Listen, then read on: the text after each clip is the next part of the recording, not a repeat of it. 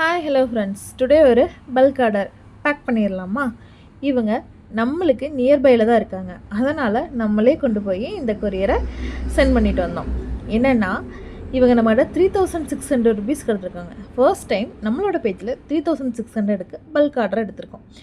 இவங்களோட ஆர்டருக்கு நம்ம காம்ப்ளிமெண்ட்ரியாக ஒரு லைட் லேம்ப் டாய்னு கொடுத்துருக்கோம். அதே மாதிரி இவங்களுக்கு நம்ம அனுப்பின கேட்லாகில் இவங்களுக்கு என்னென்ன திங்ஸ் எல்லாம் வேணுமோ அந்த திங்ஸை அவங்களே சூஸ் பண்ணி எடுத்துக்கிட்டாங்க.